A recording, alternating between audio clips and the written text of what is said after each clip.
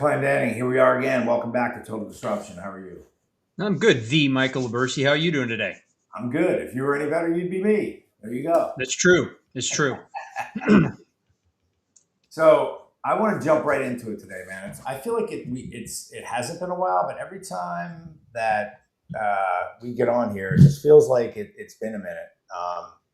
Well, we had several guests in there that we did some interviews with. So I mean, that's where that looks like that is if you and I aren't recording back to back with each other, we're recording with somebody else. And we've got these great guests that come on. I know we just had Lucas Sherrodden on here a couple of days ago.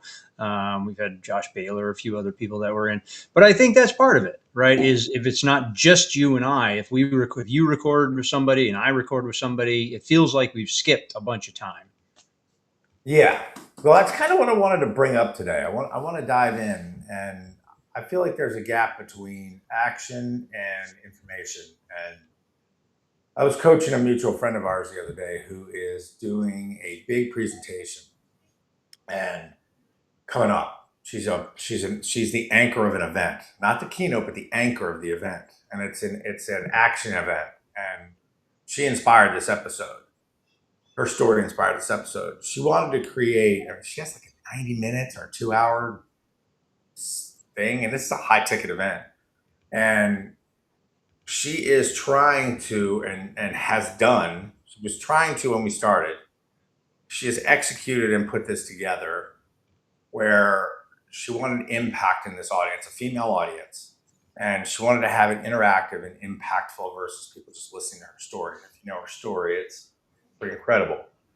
But in that, I said, that's amazing. When I go to hear speakers anymore, the reason I don't just hand somebody $50,000 or $10,000 or 15 or 5 or whatever the numeric is, I want to know what I'm going to get out of that presentation. I want to know what actionable items I'm going to get out of that presentation. I want to know give me 5 tangible concrete things, 5 to 15 tangible concrete things that I can walk out of there in my hotel room, sit down at my computer or sit down at my laptop or on my phone, and I can figure out what I'm going to do. And that's what I wanted to bring up to you. You speak a lot. You go to a lot of speakers. You were just at an event. You're going to be at an event in August. And I want people to know about that as well. I should say we, because I'm gonna fly out. Oh yeah, you'll be there too. Yeah. And when you go to things like an event or a live event, or when you sit in like on the LA Tribune Leadership Network, what do you want to get out of all that? What should our audience start to think about? Obviously, we're not going to tell anybody what to do, but from two people that give and get information on a regular basis, let's dive into some of that. Let's go to the doctor. You're a doctor. I mean, let's go dive into your experience there, Dr. Clendenning. So I am going to tell you what to do. So here, I've been coaching about this for a while, and I don't remember who started me down this path. This has got to be 15 years ago or better. That started me on this one particular thought process. And it was, so let's look at this from 2 places. Okay. So if you're the speaker, let's go with that, right? If you're the speaker and you're going and you are intending to impact your audience, all awesome, all good.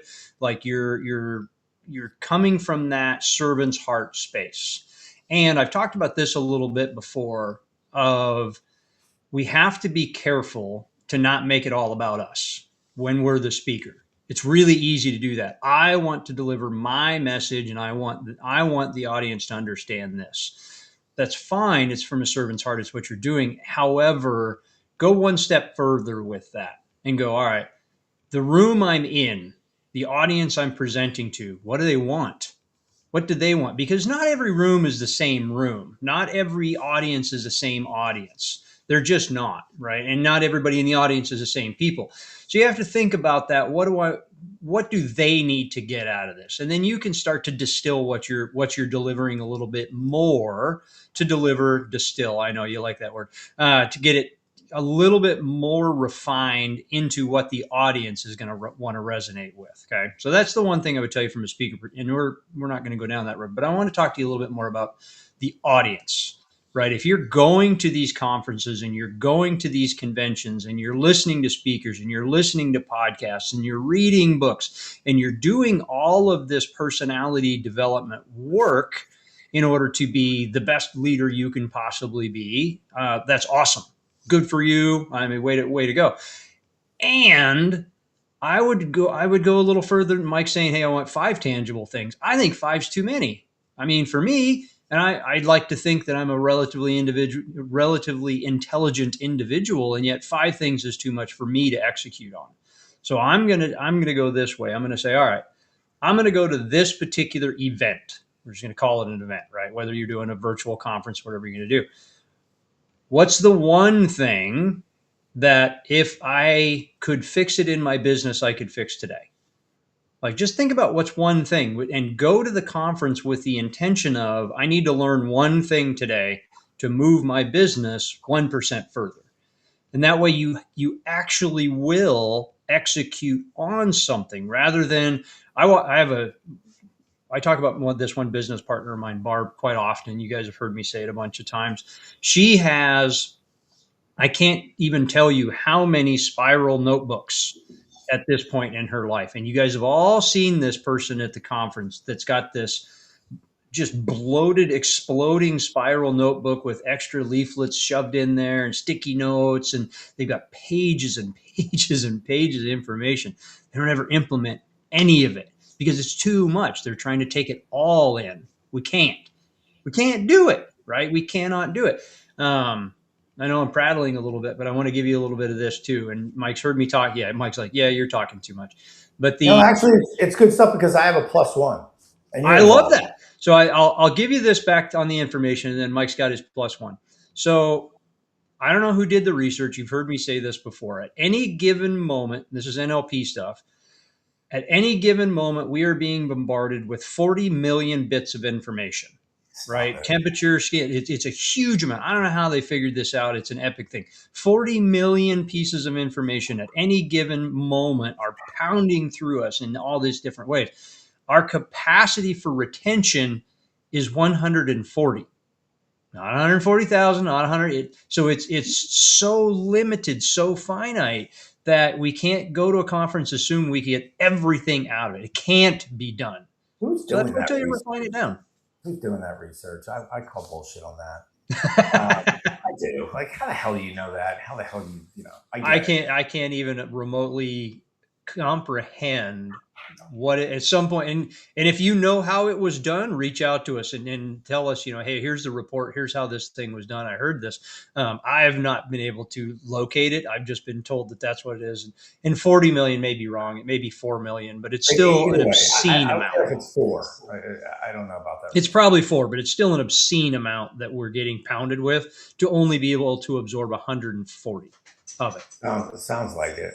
So I want a +1 there, and because you and I actually had this conversation the other day, and this is why this is why I'm so smart, because I partnered with you.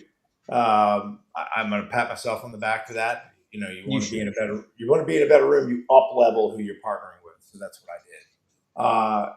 You and I were talking about streamlining our messages. Like, this is like peeling back the curtain. We were streamlining. We're talking about our website, which is total-disruption.com. This sounds like a plug for the website. It's really not.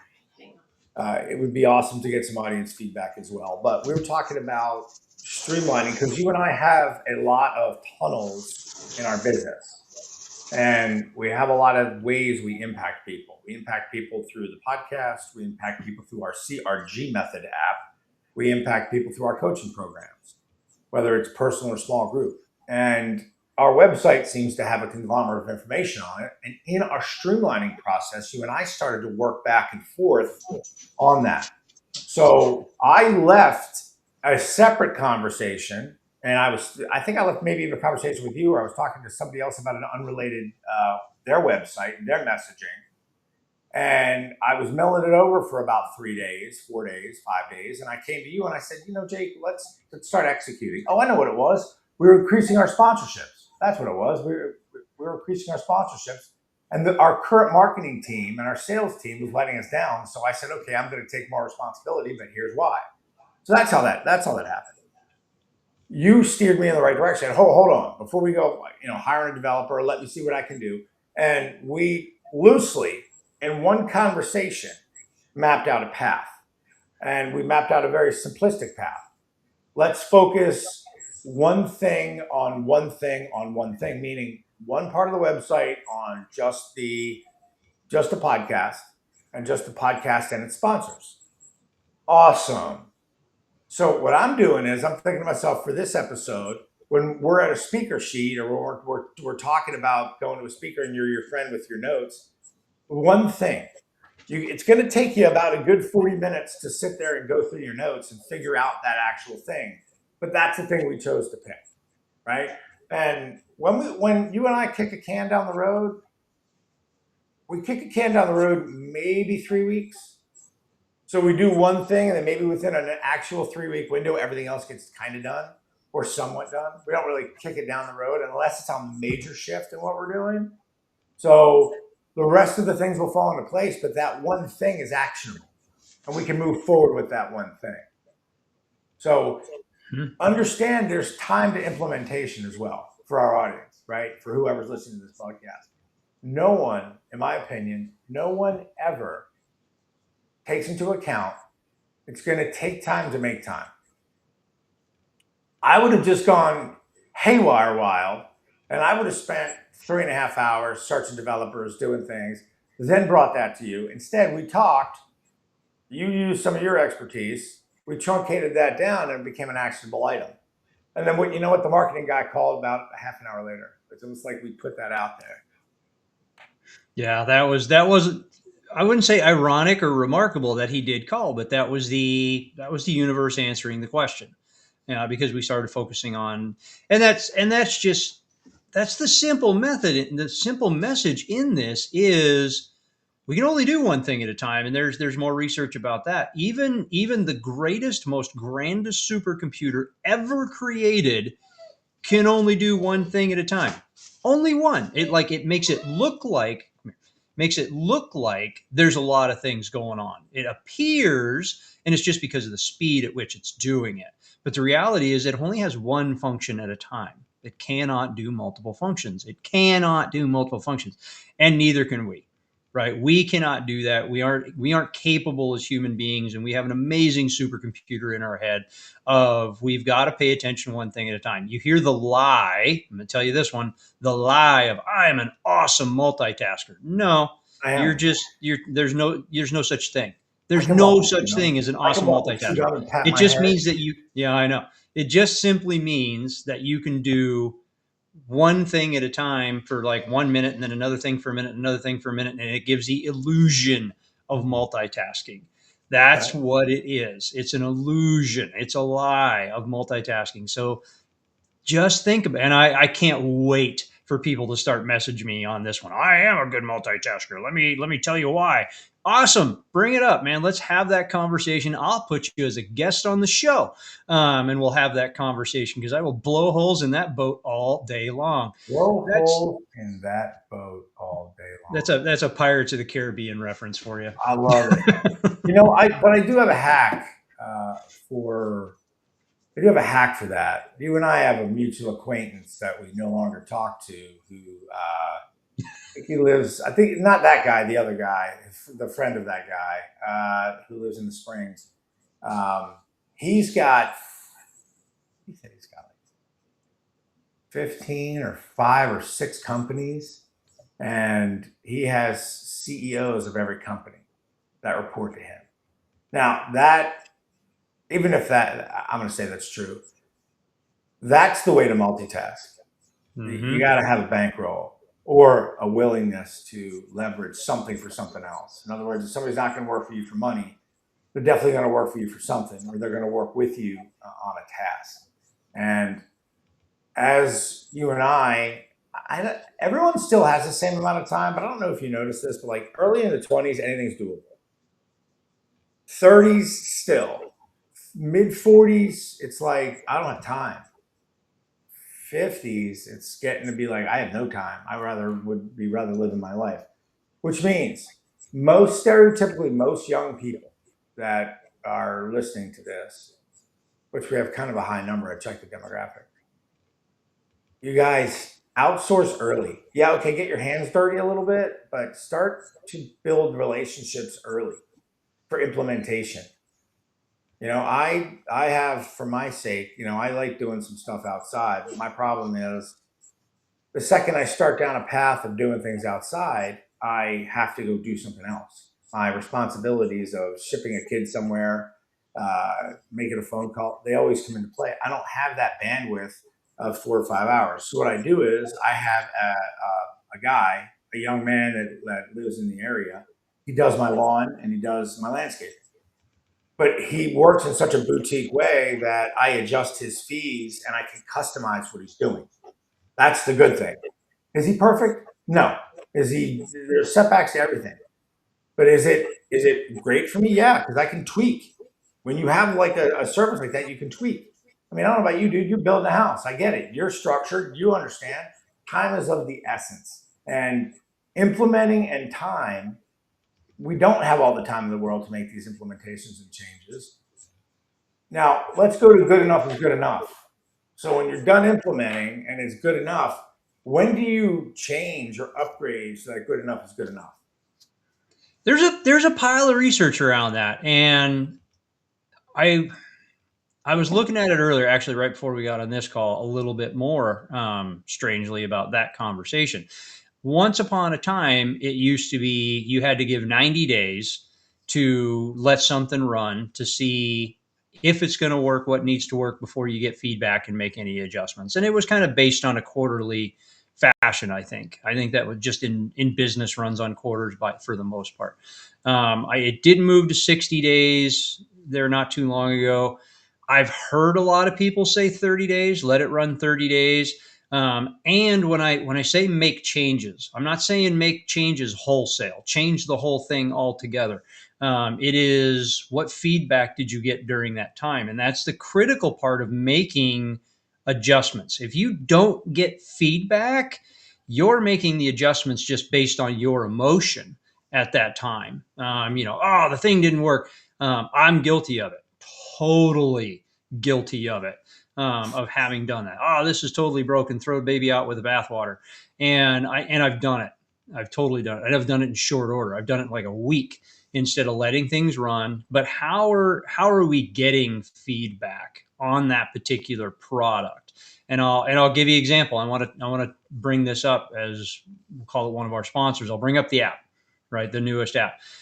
When I first built it, when I first was working on the marketing and Mike and I were going through this, the messaging is all about communication, right? It's all about communication. And the reason that I believe, and I'm going to roll back to this about being a speaker and the fact that I didn't take into account what the audience is asking for, I came to it from an angle of I know this is the fundamental problem in businesses is communication. And it is a connection and alignment issue from either leadership to first level, HR to employees, from contact or CRMs, basically your customer resource management people that are dealing directly with customers and or salespeople. It's a language problem, right? It's a connection problem. It's a hearing problem. And we knew that. We know that that's the number one problem. And so we built this amazing tool, which is the app. You can get it on total-disruption.com. Go check it out. It's a training tool. And here's the thing. I started after going to this last speaking engagement, and that was in Charlotte with Michael Johnson. Great event. He did an amazing job with it. The conversation is this. I want you to think about, and this is where we're making the adjustment. This is the feedback that I got from it. Originally, I said, hey, your communication is broken. Every business we've talked to said, no, I'm an awesome communicator. I have a revenue problem. I have a lead problem. I have a customer retention problem. I have a employee retention problem. Those are all symptoms. Every one of those things is a symptom in your business. I want you to think about your business as a patient and you're the Dr. doctor Clendenning talking about symptoms. Look talking at about medicine. And I'm this is, and again, here's, so we didn't change the app, right? We didn't change what the app does or how it functions. We have to go in and change how we communicate to our audience to get the engagement. So again, if revenue is the symptom, what's the problem? If leads are the symptom, what's the problem? It's not more leads, it's conversion. Let's well, just go with that for today. It's conversion and it's lack of that work, right? It takes time to make time. Using an It app takes like time to ours, make time. You got right? you, and we don't train, we don't practice on clients. My God, I got to get that through your head. Don't go practice your craft on clients and customers. I've Practice done it. that. That's why we built the app. We've all done it. Well, I've done. Well, here's the deal. I wish I could have had a app like I'll plug my friend Joel Green, right? He has a book called The Immunity Code. He has a book called The Way. He's reprogrammed the Chat GPT that you can all go check out. It's the Joel GPT. This dude for longevity and information is the real guy. And if you ever read his book, no, The Immunity Code, it is a hard read. It's a life map book for the way he operates. And then The Way is a little bit more refined. But I needed to use his app to be able to look at the supplements, the things, the ideas, the like. It takes a after you put the book down or after you're away from clients and those things pop into your head at that random time when you pick up your phone and you go, hey, talk to me about this, bang, bang, bang, and you get that information. Those kinds of learning, and then I copy it down and I sort of paste it somewhere and I call it up when I need it. When you use our app, you could do those micro sessions in 5 minutes. You don't need a perfect environment. You could be transitioning between two activities, have something hit you, and then pop up on the CRG app and go, boom, hey, let me go through this. Or you could have had 3 blown calls that day and said, wow, I'm not converting. Let me go into the app and let me train myself. This way you don't have to rep out another 1,000 misses, because when you're in sales and you're in motivation and you're in communication, you don't always have the opportunity to have a fresh batch, especially if you have a marketing problem. Like a lot of solopreneurs, I remember when I started my fitness business, man, I got up in that batter's box. I'm like, all right, I need a home run here. I got to make bills. I need something, right? I need something. And you're talking to a guy that was repping hours upon hours. So for me, fortunately, I had inserted myself into an environment as a young man. And here it comes again. Here comes that wisdom. If I had some better training, yeah, you can't beat experience. But when you're a solopreneur, you're an entrepreneur, there's the marketing, there's the conversion, there's the fulfillment, there's the retention. And when you're not rocking 15 to 20 opportunities, if not more a day, in all facets, that's 4x. That's 40 opportunities. 40 for every 10 people. That's 4 components to every 10 clients. It's 40 things. It's a lot to remember.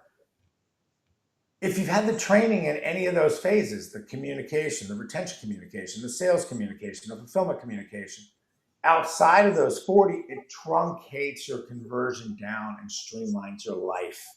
It streamlines your life. It's amazing. Getting time back, especially when you're a young person and when you're an older person, it's you can't put a price on it. It literally is priceless.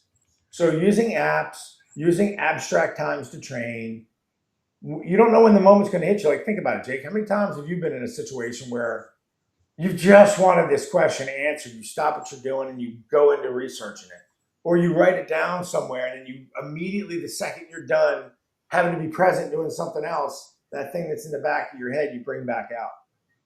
How many times? A lot, right? I couldn't even count it. Couldn't even count it. I mean, it's an unbelievable thing. So that's why we created that CRG method app, because people don't have time. You don't have time to learn everything. You don't have time to learn the correct communication. I'm put it to you out there. If I don't have the time, you don't have the time. You learn the communication. It's not linear. It's like like an You learn the echocardiogram. system. You don't have to memorize the scripts, because I'll call it out. That's bullshit. Scripts are crap. Nobody likes it. Everybody hates it. You get that call on the phone and somebody's, hey, to verify your identity, I need your first and your last name and the last 4 of your social. Like, that they're reading directly from a teleprompter. You can feel it. There's no connection there. You need to learn a different way. Well, just go to total-disruption.com and grab our CRG method. All right, Jake, we're running out of time here, man. We talked app, we talked communication. Any last words in the last 30 seconds here? Nope. Like, subscribe, share, leave a review. All right, everybody. Well, until next time on Total Disruption, my name is Michael Libercci for Dr. Clendenning. Now it's your turn to disrupt.